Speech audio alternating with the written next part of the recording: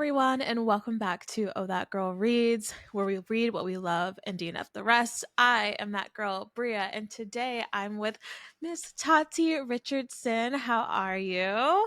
I'm great, Bria. How are you? I'm good. I'm so excited that you're here. So for the guests that don't know you, would you like to introduce yourself? Sure. My name is Tati Richardson. I am a romance author and podcaster. I am out of Atlanta, Georgia. Um, I have been writing professionally now. I think it's maybe 5 years, but my first published novel came out last year. My debut was The Build Up, and it was through Carina Press Harlequin. A subsidiary of Harlequin, and it did pretty good, pretty well. And then I also have a podcast, Romance in Color. We're going on our fifth season. I do that with my one of my best friends of like 25 years, Yakini, who is a clinical psychologist, but she also is a pop culture enthusiast. So we talk about pop culture, we talk about movies, books, and we also have extensive interviews with authors as well. And I also write independently as T.M. Richardson. I just put out my first indie in December, which is called The Oath. Did just doing very well. It was a number one new release on Amazon. And what else can I say about myself? Oh, I love glasses and hair. My hair changes every week. I have a different wig on every You're week. always looking fabulous, I swear. Thank you. Uh, I collect red lipsticks. I always got a red lipstick on. And I love Wonder Woman memorabilia. I also love romance, and my kind of focus in romance is to kind of bring stories that resonate with my generation. I'm a little bit older than Bria, um, but I try to tell stories that resonate with like Gen Xers, millennials, people kind of in that kind of pocket, Zennials, as we like to call ourselves. So, sexy stories for Black Zennials is kind of my tagline, and I hope I'm doing that justice by giving folks those types of stories. But yeah, Yeah. that's me. That's me in a nutshell. I have a new something new coming out later, but we'll talk about that later. Yeah. Oh my gosh. Okay, you gave me so much. I love it. And like one, I didn't know your podcast was going on like its fifth season. That's Yes, amazing. yeah, fifth season. We started it back in COVID, Mm, during right before COVID, 2019, and it was just a way for me and my friend to talk every week because we hadn't really talked to each. We She has kids, and I was like newly married and all kind of stuff, and we were kind of feeling disconnected as friends. And so I mm, said, let's do something together. Let's do a podcast. She's like, oh, that sounds fun. And I told her kind of what I want the premise to be. She said, oh yeah, I'm down. And so it kind of started out as just talking about Hallmark movies and Lifetime movies and stuff like that, which we still talk about and which we still love. mhm, But it kind of branched out into pretty much intersections of all kind of conversations about race and romance in general. mhm. That's like such a sweet way to start an endeavor. I love that. Hmm. Oh my Hmm. gosh. And then so have you guys always like bonded over romance in particular? Yeah, I think Kitty's our birthdays are a week apart, so we're very much like it's almost like we're sisters in so many ways. So Yes. we bonded over romance. We talked a lot about pop culture topics that we are interested in. She is a big kind of romantic suspense reader, Mm, and so Mary Higgins Clark and stuff like that. That's like her jam.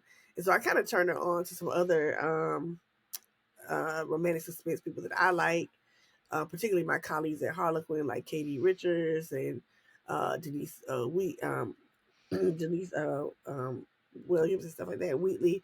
And so I try to give her these like recommendations for her to uh, read. So she's like, okay, yeah. I like that you can give me more stuff to read. So we've always kind of bonded over our mutual love of a lot of things, but romance is one of them. yeah.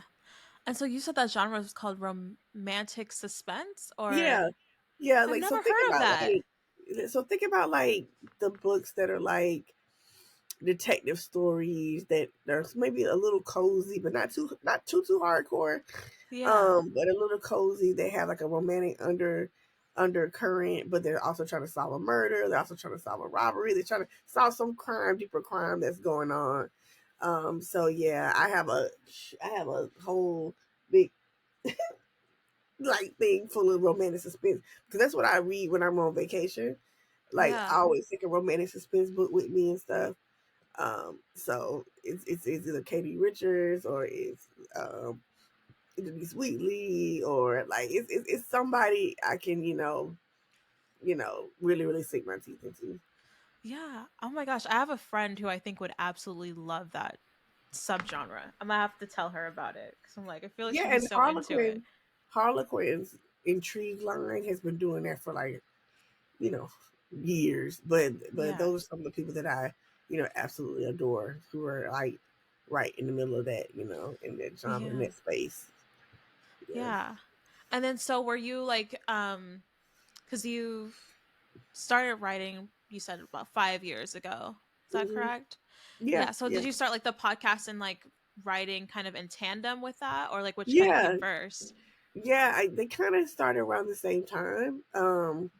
Maybe writing probably came a little bit before, but I will say I was taking it seriously 5 years ago. Um, I was a PhD student for a while, Mhm. and a lot of things happened in my life. My mom passed away. My daughter was born. She was born severely premature.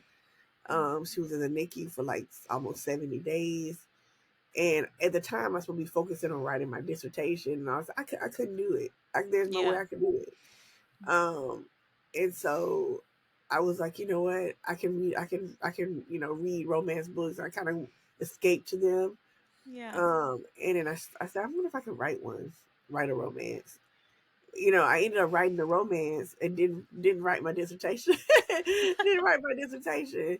Um, and so then I said, oh, I think I got something. It wasn't the greatest thing. The first thing I wrote, it wasn't the greatest thing. But I was like, we'll see what happens. I sent it around to my friends. They're like, oh, it's pretty good.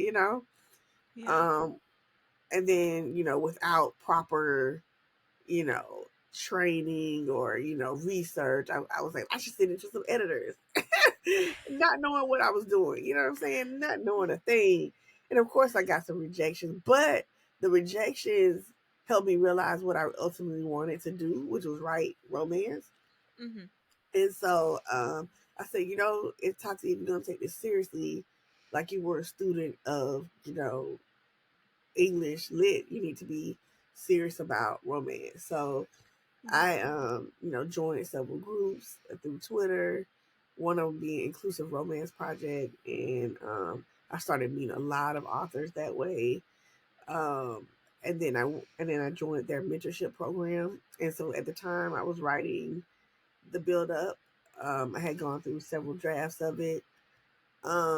And then I did an event on Twitter called DB Pit, Hmm. where you kind of pitch your book to several like editors and agents and stuff like that. And I got a lot of hits about it because I think I pitched the build up as Just Right meets the Boyfriend Project, which is kind of similar. That's what it reminds me of. Just right. Yeah, yeah. A Yes. lot of people say that. I mean, because I had Queen Latifah in mind when I wrote it. Like, I I, I love rom coms with her in it, Hmm. and so I was like, I want to write a rom com that Queen Latifah would be in. You know, Yes. She is so my love. same, I very love her. much. And so after that, I got a lot of interest. I got a lot of rejections. I got a lot of acceptances, and a couple of those were from Harlequin Karina. Mhm. And at the time they were like, we like it, but can you change this? Can you change that? So I took the bulk of my mentorship time to work on that, what they call revise and resubmit with my mentor Kilby Blades, and I sent it to them, and I just waited to see if they'll accept it. So when you do a revise and resubmit, there's no guarantee that they're going to accept it for publication. There's no guarantee that you're going to get an offer. There's no guarantees at all. You're just doing the work and they Yes. basically want to see if you can take direction and you can do edits well.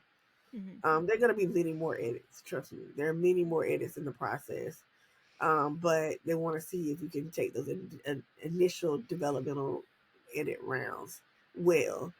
And so I did it, and I waited. And so maybe a couple weeks before this is the before or after my birthday that year, they told me that, oh, we're gonna accept it. You have an offer.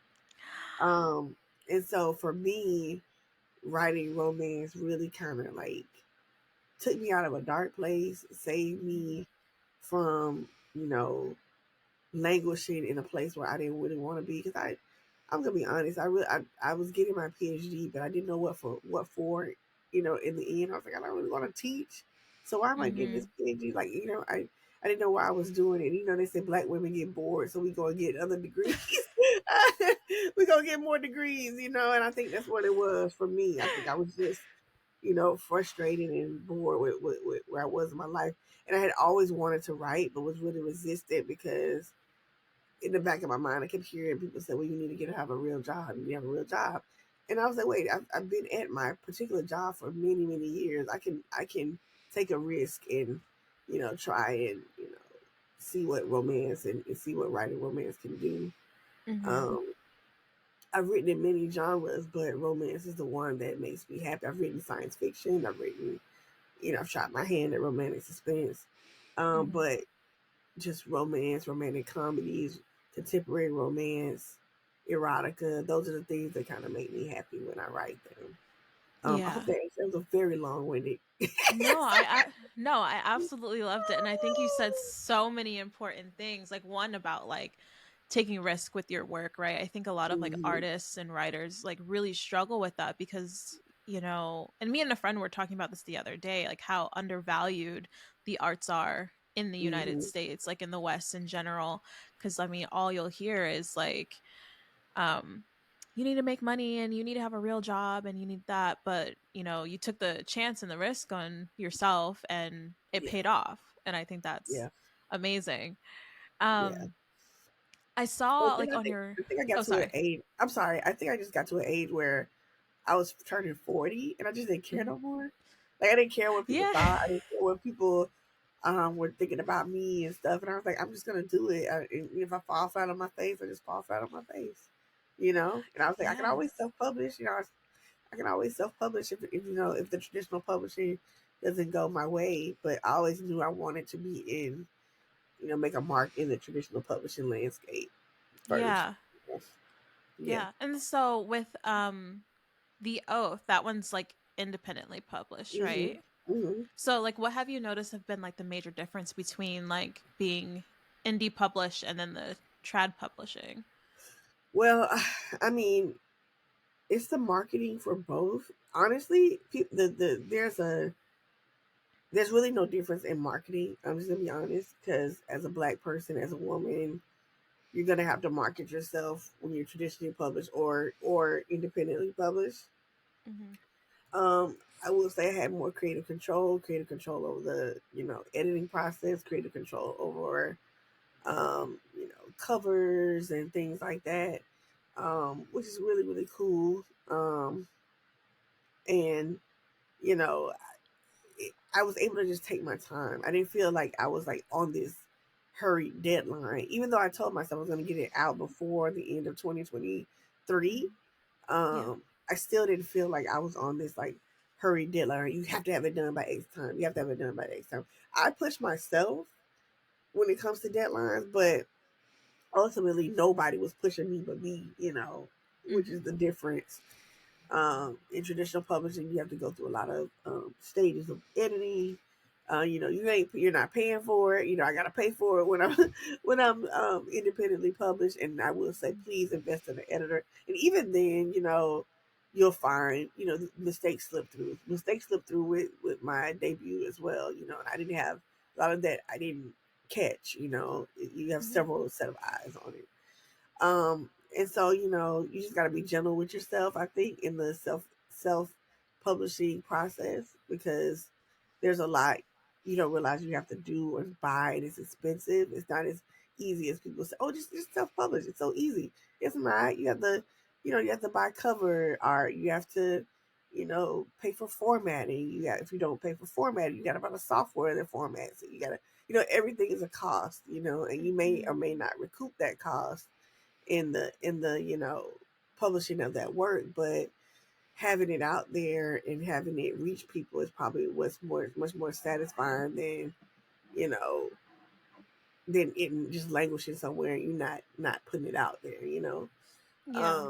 And so it's just self-publishing has really taught me that you're 100% your own boss when it comes to this, and it's really on you to make things shake and happen, and you reaching out to people and readers and stuff like that. But the O's kind of took off. I mean, I just one day I said, "Hey, y'all, I'm gonna have this indie coming out." I didn't think nobody was paying attention to me, honestly, because I was just like, "Yeah, I'm just doing this little indie, just in between my traditionally published works. I hadn't heard back about something, and I Mhm. said, well, let me just do this for fun and just stretch my muscle and keep my writing fresh and stuff while I work on a million other things at once because I usually do that. And I Mhm. didn't think anybody was listening to me.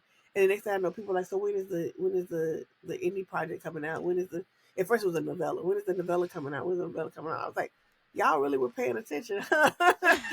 um, and so I was like, dang, I guess I gotta put this thing out. Um, Yeah. and so once I started seeing people were actually interested, Mhm. and then I put it out, and I'm like, okay, well, it's out, you guys. I just kind of just like, oh, it's out. Next thing I know, I start seeing it on TikTok and on Instagram, and I was like, wait a minute, people are like reading it, like, what is going on? And like, oh my gosh, you gotta read this. Da, da, da. It's not like what Tatiana wrote before, it's not like the build up. Da, da, da, da. And I thought that was so funny because I was just like, no, it's nothing like the build up at all. But I Yeah. hope y'all realize that authors oftentimes, many of us have two different pen names. Many of us are writing in two different styles. Laura Roberts writes as JD Robb. People, Mhm. don't know that.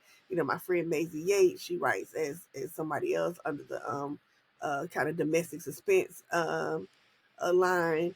Um, like everybody, a lot of people have different pen names, right? A lot of Yeah. people I admire have pen names for different, aspects of what they're writing. So yeah, I didn't think people were gonna be like, resonate with it, but apparently they did. So I think that's fun. That's fun to Yeah. discover. Yeah, Yeah, I was looking at like the synopsis of it and I was like, "Ooh, wait." But then I also really like I something that I really appreciate too is that you're writing romance for like an older age bracket yeah, too. It's like I can't yeah. remember like the exact amount of years, but it was like 20 some odd years or something Hmm. that the main character was married to her Yeah, husband. 22 years. Yeah. 22 years. And so that's like a long established Hmm. relationship. Hmm. And I don't think I see much of that in romance. Usually it's like, the mid 20s, foolish love type of vibe, but Right, yeah. and I think that women, particularly women over 40, and men over 40 deserve to have sexual adventures in their lives and deserve to have romance in their lives. And particularly Yeah. when one chapter, excuse me, one chapter of your life closes, like a marriage or a death, or you move somewhere to another city or something, Mhm. you know, it gives the opportunity for something else to happen and flourish or whatever. And Yeah. for Tatum in the Oath, her husband, she spent all this time caring for her husband. That chapter is closing, but she doesn't realize her husband has made provisions for her Mhm. to be taken care of when she's gone. Now I know the premise is ridiculous, y'all. I know some of y'all are like that would never happen in real life, but that's why it's a story. That's why it's Mhm. a novel. Things are made up. Yeah. Um, so Tatum is a woman in her 40s who still is young and vivacious and beautiful and still has a lot of life to live, and wants to experience that. And her and her husband had things that they wanted to do that they weren't able to do because he got sick. And so part of the whole being with this group of men, for lack of a better word, is to fulfill those fantasies that she and her husband always wanted to do but were never able to do. So. Yeah, and I like Mhm. that. I like that perspective too because I mean that kind of happens in real life like where Mhm. like there's a spouse taking care of another spouse and you know, you never know like what happens Mhm. afterwards. Mhm. You hear stories about like a spouse getting with like a mutual friend or like Yep. something like that. So I don't think it's like too off the cuff that it No, happens, no. He just arranged it for her, just made sure it happened. Make sure that she was happy and that she couldn't Yeah. really he couldn't he made sure it happened and she really couldn't say no. Because he ended up I mean, I made sure at first when I did this, when I wrote the first draft of this, there wasn't a part where Frankie was talking, like Mhm. explaining why he was doing this. And then I was like, no, I need a part in there where Frankie's saying, hey, this is why this is happening. I love you and Yeah. blah blah. And it made much more sense to have something because you can take people's word for it and be like, what are you saying? But if you have, evidence that this man left a message and said, hey, this is what I want for you, then you can't really dispute that, can you? Yeah. I'm kind of Yeah. curious, like in the writing process, because like I hear all the time, like oh my god, authors will be like, yeah, I tried to make my characters do like X, Y, and Z, but they just like wouldn't, or like it just doesn't Mm-hmm. work. And so I'm Mm-hmm. curious, like how you kind of like navigate that when you're writing. I let the characters speak to me. You know what I mean? Like I Mhm. don't try to push and pull in different directions a lot of times. I kind of have like a general idea of the plot, and then I kind of let the characters speak to me. I know at one point I was thinking maybe it wasn't going to be a watch choose. I was like, well, maybe Tatum goes out with many of these men, and she decides on one in the end. But Mhm. then I was like, I don't like that. I don't Yeah. like that. It was just gonna be one guy. Mhm. She's taking care of this one guy, or whatever. But I was like, why should she have to choose if he's not here? True. And so that's the only thing that kind of like really, really changed. But ultimately, I just kind of let the characters speak to me and guide me in the direction of where I want the plot and stuff to go. Again, I always have like a skeletal plot. Mhm. I'm not really I'm sort of in between a plotter and a pantser, a plantser, as they say. Like I have like a Yeah. skeletal plot, and then kind of vibes will fill out the rest. You know what I'm saying?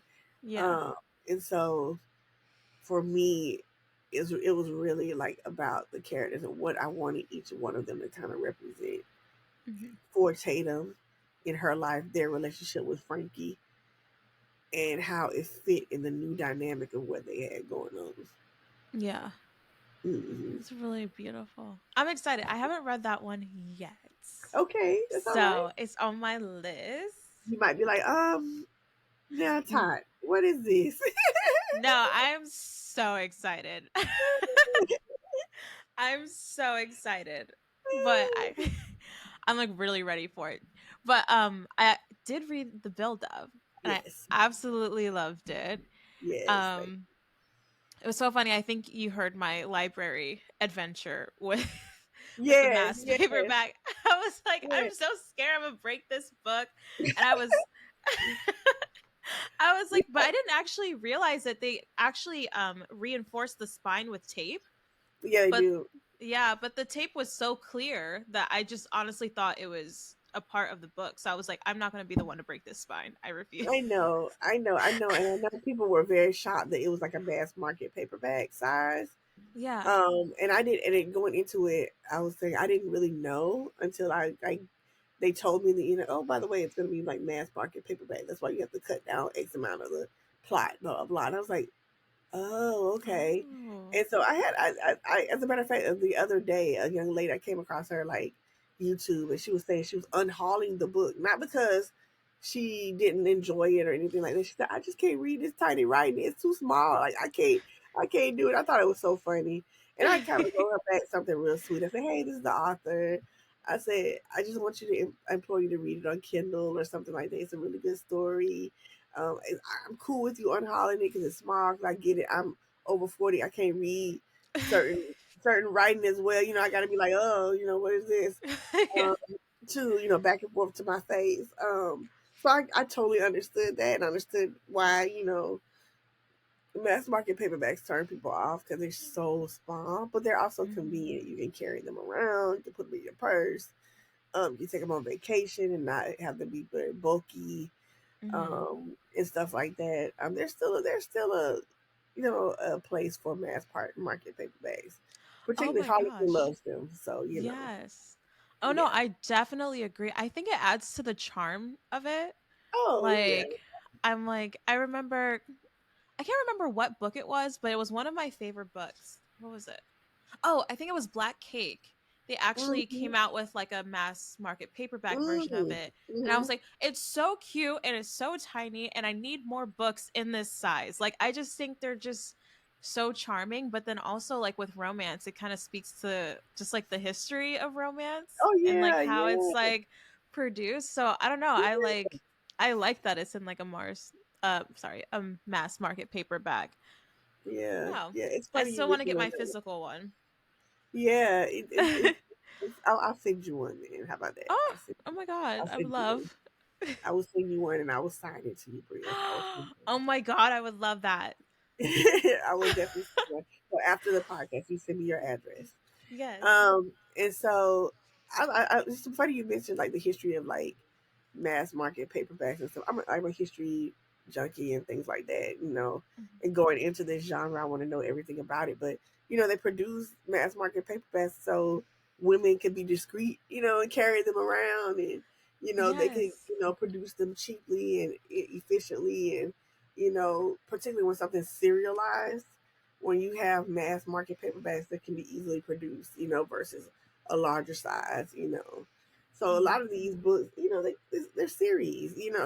Like I have all the little Brenda Jackson's Catalina Cole, which is my favorite, Yeah. favorite series of all time. Okay, if y'all ask me, it's Catalina Cole by Brenda Jackson. So I have the entire series over here in mass market paperback. She only has one book that's not a mass market paperback because it came out as like a special novella thing. Okay. But the rest of them are mass market paperbacks. Sunithia Williams, Jackson Falls, all mass market paperbacks. Most of Beverly Jenkins' books are mass market paperbacks. Mhm. So especially her historicals. So I mean, it does lend to the charm and the history, like you said, of romance, and because again these are serials, they're coming out serialized, series of books, you know that Mhm. people want, that they want to quickly absorb them, quickly take them everywhere where they're going and stuff like that. Yeah. Yeah, definitely. And I Mm-hmm. love like the history of the artwork with them as Mm-hmm. well, like the clinch covers and everything. I'm Yes. just like, Yes. I adore it. I hope the clinch covers make a comeback. I I do feel like too. yeah. I hope clinch covers and step backs come back because Yes. it's a lost art, and I know they're very expensive to reproduce. Mhm. But I would love for them to come back, definitely. Mhm. And then people are Yeah. like, I need discreet covers. I want discreet covers. I'm like, why? Everybody knows you're reading a romance, girl. It doesn't I matter. know. You know, Literally. it doesn't matter. It does not matter. Yeah, I think maybe that was kind of where like the cartoon covers made like a happy medium where Yeah, it's like okay, like yeah. yes, it's like a romance, but it's not like implying anything that maybe someone wouldn't want to be implied. And But even then, like I just recently had somebody ask me about a discreet cover for the oath, and I was like, but it's just three people, like four people standing there. Like yeah. I didn't think it was like naughty, and I made sure that the artist was like, look, I said I just wanted them there, just standing there. I didn't need anything too obscene. They weren't gonna do anything obscene. Yeah. Um, and then they were like, well, can you make it discreet? I was like, wow, I didn't think that was risky, which is crazy.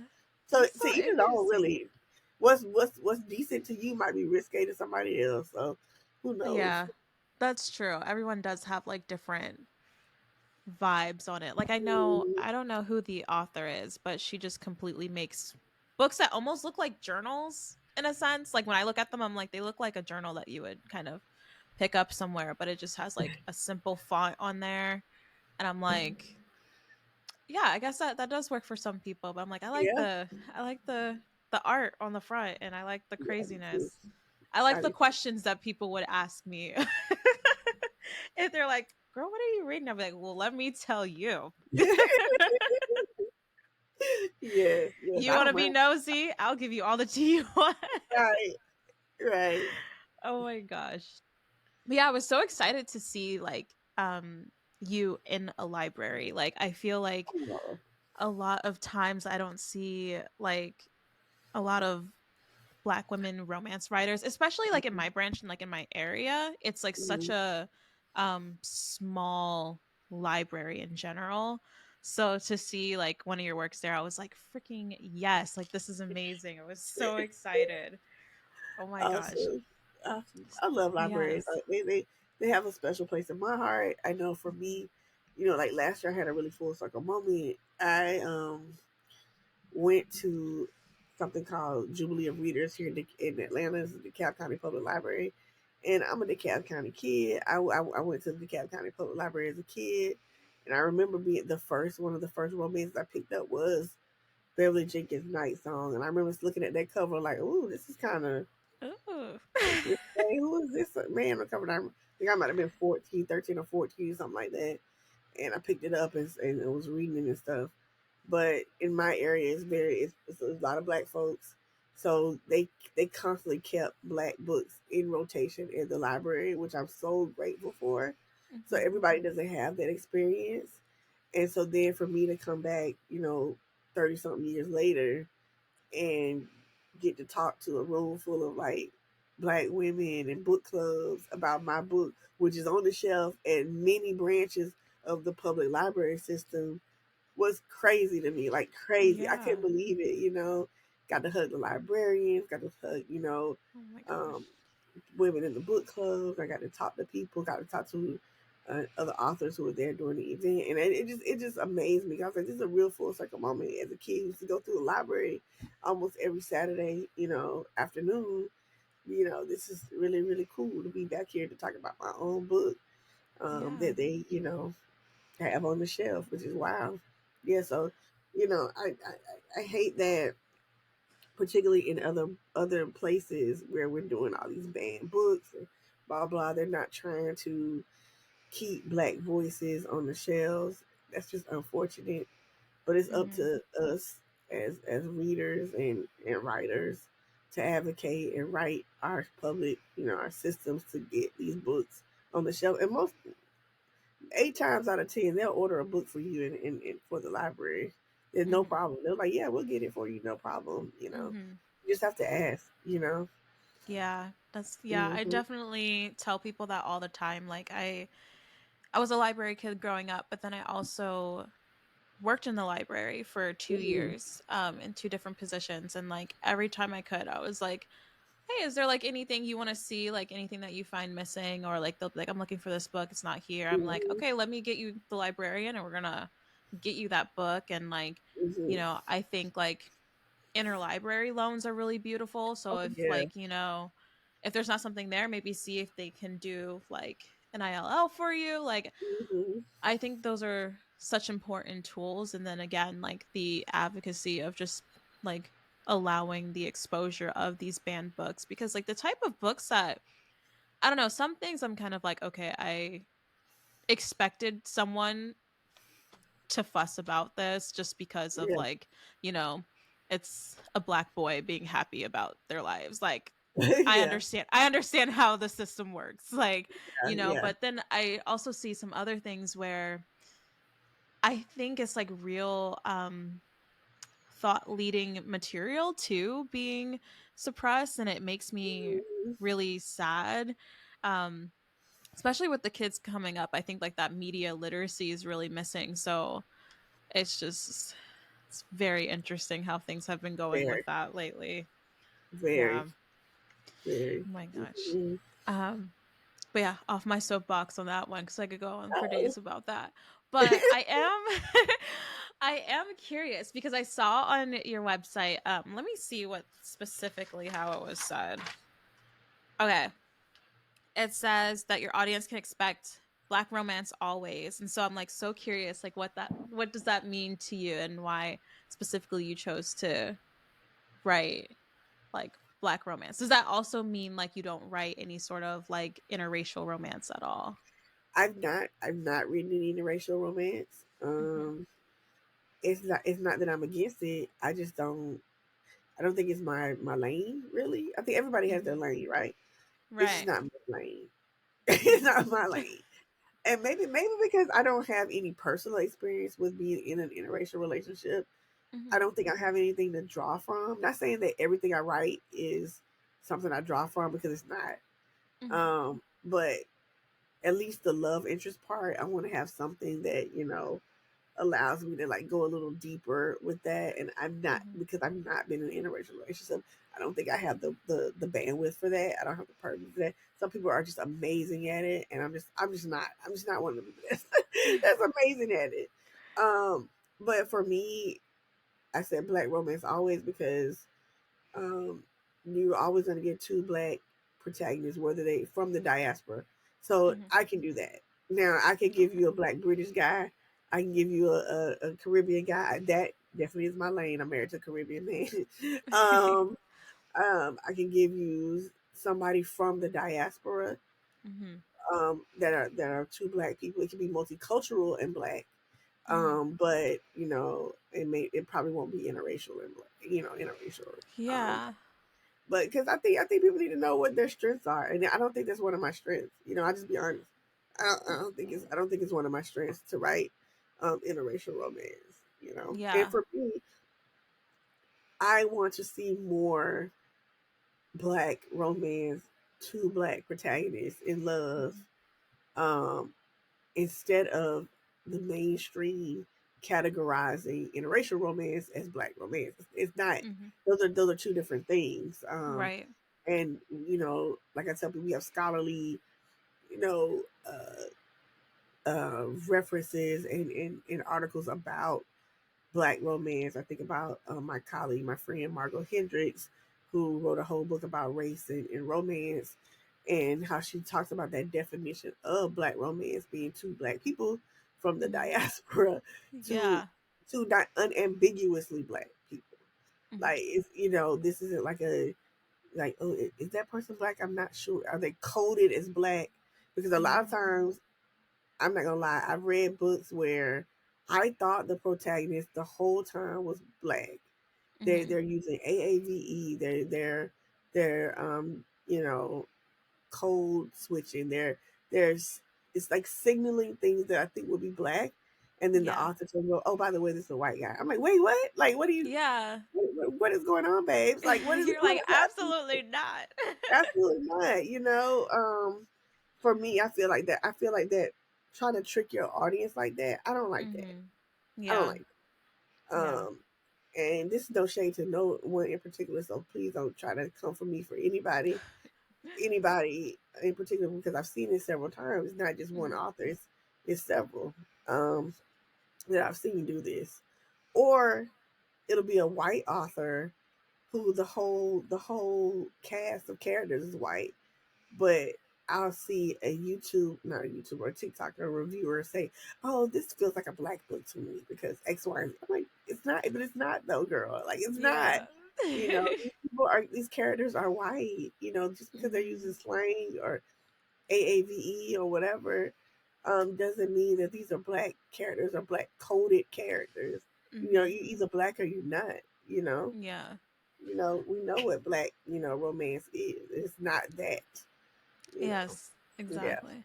Yeah, I've been seeing that a lot more. Like, I feel like, especially in fantasy as well, like, where it's Hmm. like this, like, vagueness where it's kind of like, oh, it can go either way. And then I'm like, Hmm. and I don't know. I think maybe it's because, like, growing up, the books that were like available to me, it's like I always had to do the self insert on Yes. terms of things. To be like, okay, I'm just gonna make this character black, even though it says that she got blonde hair and blue eyes. She's black Right. today. Right.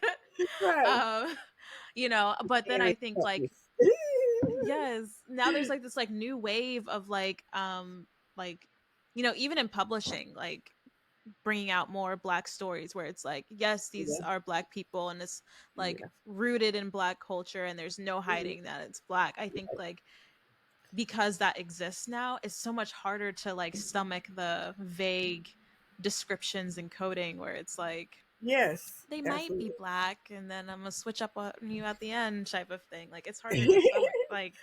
Yeah, Like no, I don't want to do that. yeah, But yeah, yeah, I yeah. think it's so So, good. I'm like I was excited to see that though, like on your website because it's like I don't think there is enough. I mean, there could never be enough like oh, representation on like it's black fine. love and like how deep it can go and how it can look like. Hmm. And then on top of that, like I think it also said on your website that you were also like um a queer romance advocate as Hmm. well. Hmm. Yeah, so how does that kind of work? Is it like something that's involved in your work usually, or do you more so like support on the outside? Well, full disclosure, I was a person that kind of came into their queerness very late in life. Mm. I probably was in my 30s by the time I realized, like, Tatiana, you're attracted to women and men. Yeah. And by that time, I'm involved with somebody, and we're about to get Mhm. married, so that kind of thing. No drama involved in that, by the way. Yeah. It is what it is. And things happen in our lives. You know what I'm saying? But Mhm. for me, um, it's important to talk about and have relationships that are queer and black, Mhm. um, because uh, oftentimes there'll be queer relationships, but a lot of times the queer relationships are also interracial as well. Mhm. But for me, it's important to have queer and black stories out there. Queer, queer can mean a lot of things to a lot of different people. But for me, for example, in the Oath, I had, a male male relationship going on in the midst of Yeah. this quad relationship. In the next book, it'll be, in the series, it'll be two men and one woman, the Mhm. men who've been together forever who want a woman, in their relationship, in their polydynamic, Mhm. as a wife and as a partner. So for me, it's not only about advocacy, but it's also about representation. Because when we're doing the podcast and stuff, I'm always, talking about a queer book that I loved, or a Mhm. queer writer that I loved, or you know, even historically, so many of the authors that I read and cut my teeth on, behind the scenes, they might not have been out, but behind Mhm. the scenes that they were queer. Mhm. Octavia Butler and Lorraine Hansberry and all these other people that I love, were clearly queer, but not necessarily out.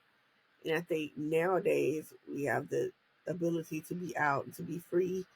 For the most part, be out and be free without, you know, hopefully no violence, no danger to ourselves if we can help Mhm. it.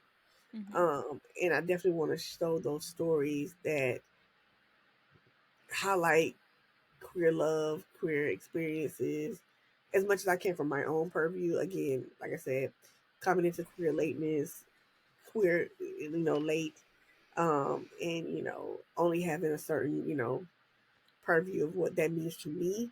And just Mhm. not saying I'm representing all queer aspects and dynamics. That's unfair.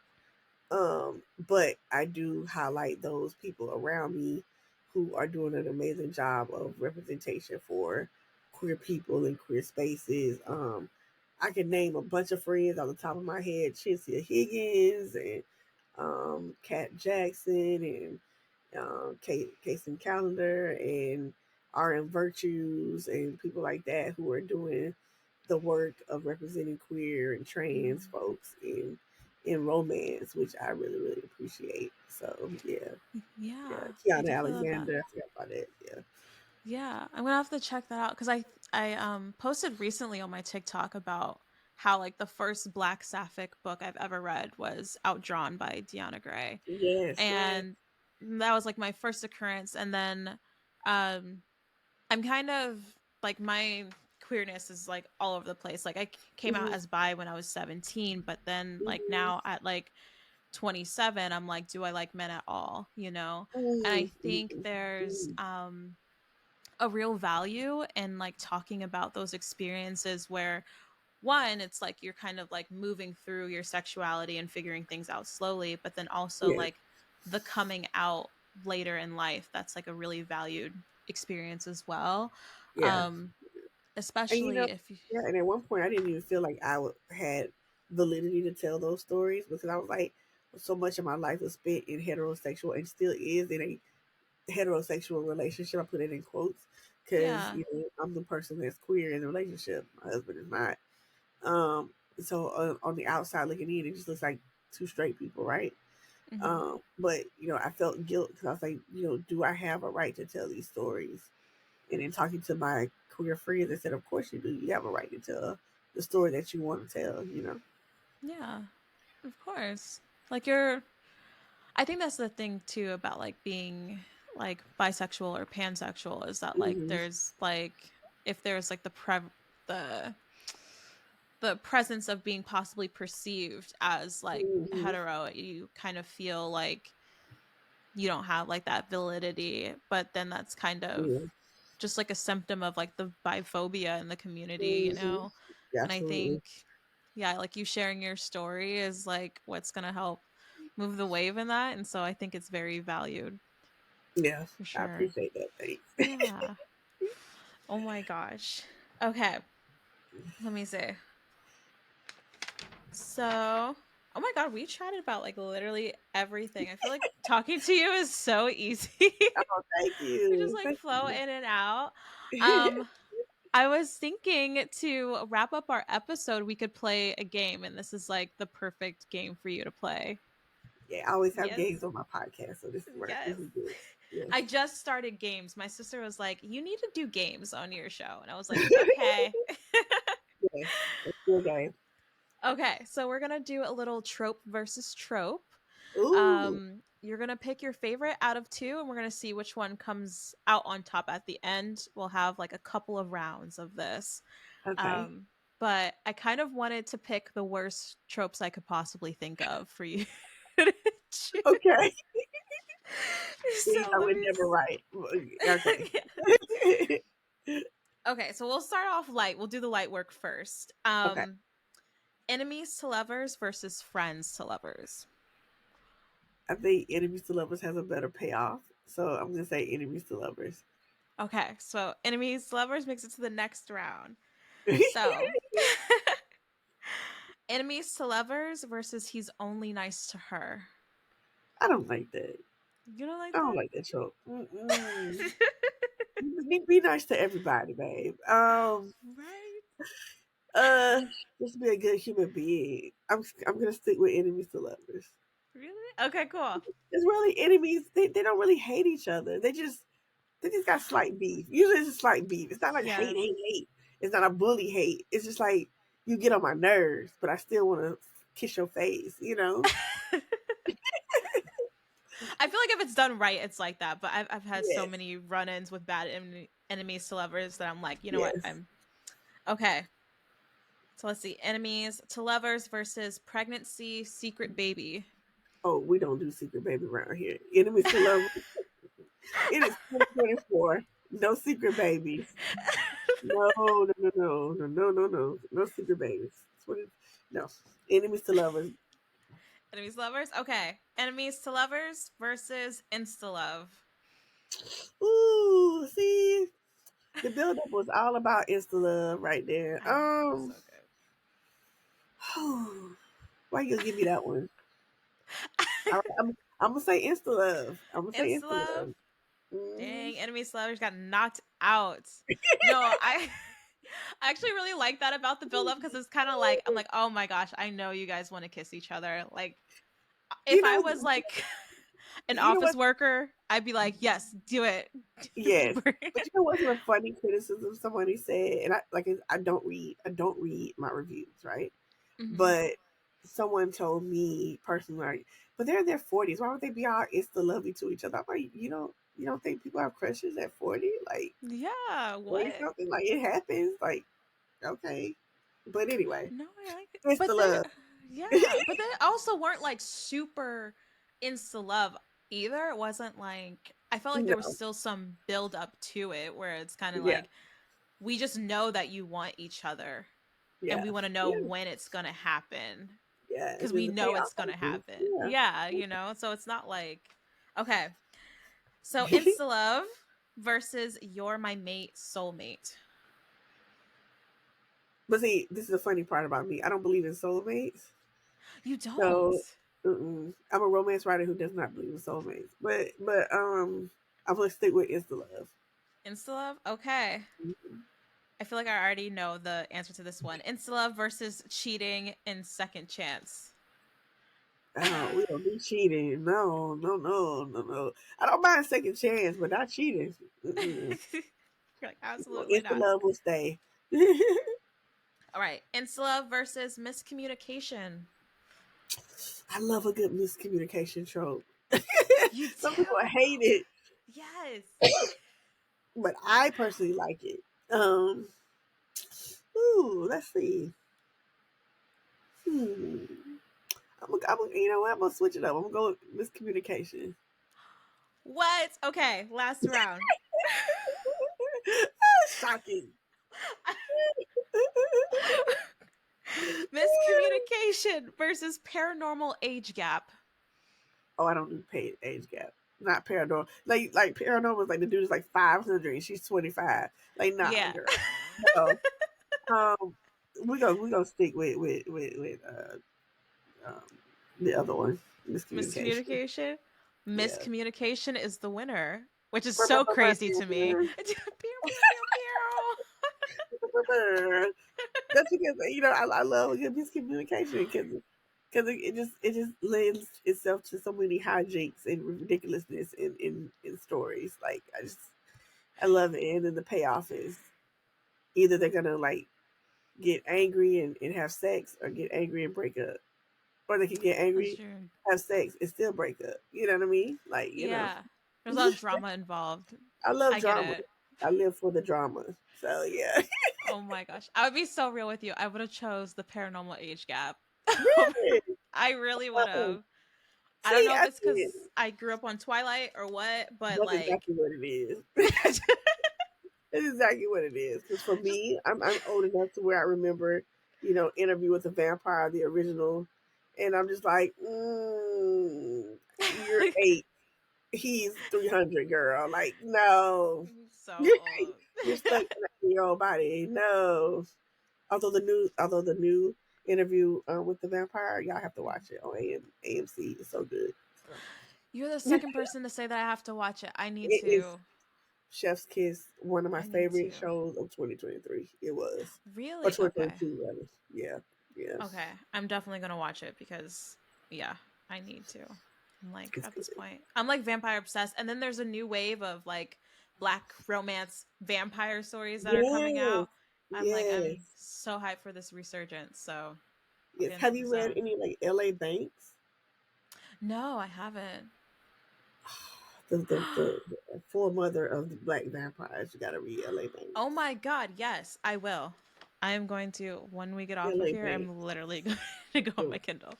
Love L.A. Banks. Yes. Yeah. Okay, Ella Yeah. Banks. I will do that. Hmm. Amazing. Oh wait. Oh my god, I almost forgot one question. Yeah. And I need to ask you this because it's so exciting, but you are now with like a new publisher, right? Yes. Yes. Oh, Yes. Yes. tell Yes. me all about it. So we just announced my new publishing deal with Generous Press. It is an imprint of Row House out of Simon and Schuster. Their mission is to, and which I love, and I just want to talk about it and like shout it from the rooftops. Their mission is to produce lush, literary, quality romance from BIPOC, disabled, LGBT, neurodivergent people. So their priorities are marginalized voices, and things like that. And I'm so excited. My first novel with them, it is tentatively called Losing Sight. I'm trying to get them to change the name, but it'll be out February 2025. I just started doing the developmental edits Oh my on it, goodness. and it is what we're calling Being Mary Jane meets Not Dead Yet. So there is a supernatural it's like a supernatural rom com basically. Oh, There are sweet. weird things going on and ghosts and a really strange pair of glasses that leads to like uh some really crazy things happening. But you can read all about Generous Press on their Instagram. They also have a TikTok that they're building up. They have been nothing but wonderful to me so far. Elena and Amber are queer. They're people of color. They're marginalized voices who want to, again, highlight these things in the publishing industry, which is so nice. An imprint just about romance and Yes. marginalized voices. So I'm super excited. Can't wait Oh my to be part of gosh. this family. Yeah, yeah. I'm so excited for you. Ah, this is gonna be And you know so what, great. Bria? Since I'm on your podcast, I have an exclusive. I have an Oh. exclusive. It's coming soon. Mhm. So for those of you who love The Oath, the audiobook is coming. Oh my gosh. So the audiobook is coming not only for The Oath, Mhm. but for the next two books in the series, we'll have audiobooks. So we're still working out a few things. The deal is Yeah. pretty much set, but it's gonna we're gonna have audio for those two. Can't wait. Ah! No, I literally can't wait either. I love audiobooks. They're Yeah, so so good. I can't wait to hear y'all fawning over Deacon Miles Cassidy and Tatum in audio form. I know. And then the No, next book hearing is the voices makes a difference too. yeah, it does. It does. It Yeah. does. Even when there's a woman doing a male voice or whatever, it does make a difference. Yeah. Yeah. Oh my And then gosh. the next book in the series is done. It's The Offer. And I'm just right now I'm doing beta reads, but it will be out this summer. And Mhm. that book is about Alyssa, the cousin, and two guys that she gets involved with. And there's going to be some fake fiancés going on and some Mm. sexy stuff. So Oh I my hope y'all. gosh. I love some fake dating, fake fiance That was not shenanigans. one of your. That was not one of your questions. I would have said fake dating. I know, but that's not like a bad trope in my opinion. Like it has I feel like that No, trope only has positives. but that's true. That's true. You end up falling eventually. That's true. The That's other true. ones I had slight beef with all of them and Slight beef. just slight. I just have a problem with all of them in some way. Oh my Oh goodness. god, that's too funny. Oh my Well, besides, I mean, the amazing new publisher, we got an audiobook exclusive announcement, which was sick. Mhm. What other things are coming up for you? Again, we're wrapping up season 5 of the podcast. We're getting ready to wind down and go into our break soon. Mm, Actually, we have a spring break, and then we finish out for the rest of the year. So I think we end about the beginning of June. mhm, After that, it is just a lot of writing, a lot of finishing the next book in the Oath, the Secrets trilogy, finishing a follow up to the book that's going to be out in 2025. Um, it's a lot of that. I know people have asked me about a follow up to the build up and mhm. wanting certain characters to have their own book, and I'm like, I don't know, man. I don't know if I have the bandwidth, but we'll see.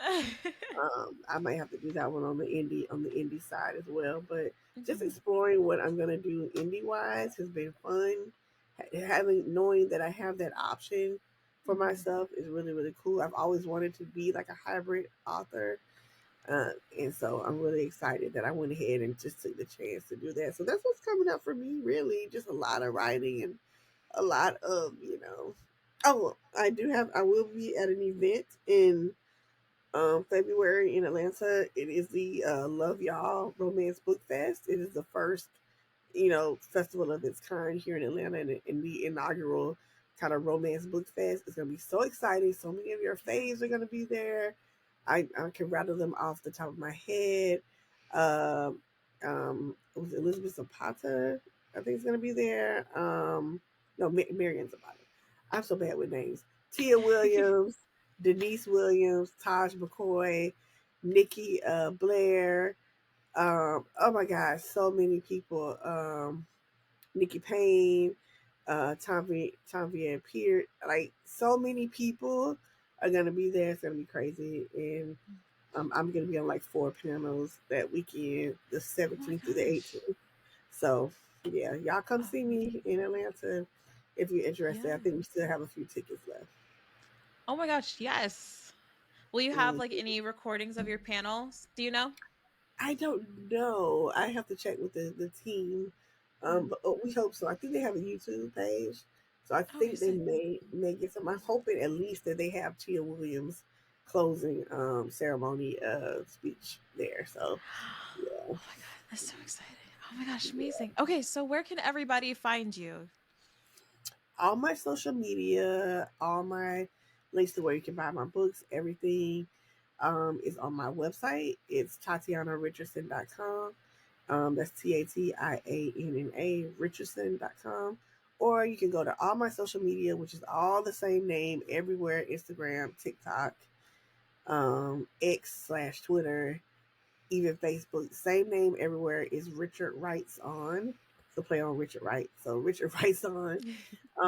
And so you can see all the things that I'm doing. I particularly keep my IG pretty updated for events and stuff like that. And that's, of course, like I said, I'm on TikTok too. So yeah, you can find me everywhere under that username too. Amazing. And those links will be listed in the show notes as well for your convenience too. Thank you so much for coming on Thank you, today. Bria. Thank you. I loved it. It was so Oh my nice to gosh. talk to you this Sunday morning with my Yeah. coffee and chit chatting with you. It's so I great. know, it's so nice. It was such a good way to start off the Sunday. I had Mm-hmm. such a good time. And thank You you to too. everyone who listened today. Remember to read what you love and DNF the rest. And we will catch you next time. And I'll see you later. Bye, Bye. y'all.